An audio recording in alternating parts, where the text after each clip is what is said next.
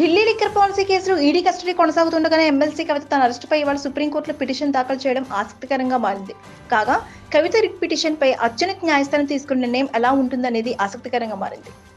Liquor కేసులో తనను అక్రమంగా అరెస్ట్ చేశారని, ఈ కేసులో తన ప్రమేయం ఉన్నట్లు ఆధారాలు లేవంటూ కవిత పిటిషన్లో పేర్కొన్నారు. ప్రతివాదిగా ఈడీ అసిస్టెంట్ డైరెక్టర్ చేర్చారు. ఇదిలా ఉంటే మరోవైపు కవిత భర్త అనిల్ని విచారించేందుకు సిద్ధమైంది ఈడీ. ప్రధానంగా మనీ లాండరింగ్ పై ప్రశ్నాస్త్రాలు సిద్ధం చేస్తున్నట్లు తెలుస్తోంది.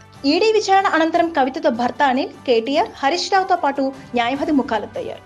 ఈ క్రమంలో తమ అరెస్టును సవాల్ చేస్తూ సుప్రీంకోర్టును ఆశ్రయించాలని కీలక నిర్ణయం తీసుకున్నారు కవిత. ఢిల్లీ లిక్కర్ స్కామ్ కేసుకు సంబంధించి సుప్రీంకోర్టులో పిటిషన్ పెండింగ్ లో ఉండగా ఈడీ తరపున అరెస్ట్ చేయడాన్ని ఛాలెంజ్ చేస్తూ కంటెంప్ట్ అఫిడవిట్ దాఖలు చేయనున్నారు. కవిత తరపున ప్రముఖ సీనియర్ న్యాయవాదులు ముకుల్, కపిల్ సిబల్ సుప్రీంకోర్టులో వాదనలు వినిపించనున్నారు.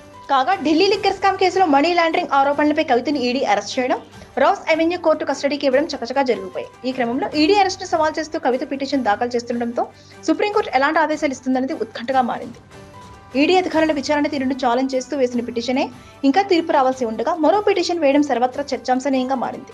Please subscribe Pragna Media. Please like, share, subscribe to Pragna Media. Pragna Media, please do like, share and subscribe. Please subscribe to Pragna Media. Please like, share and comment if you like the video. Pragna Media.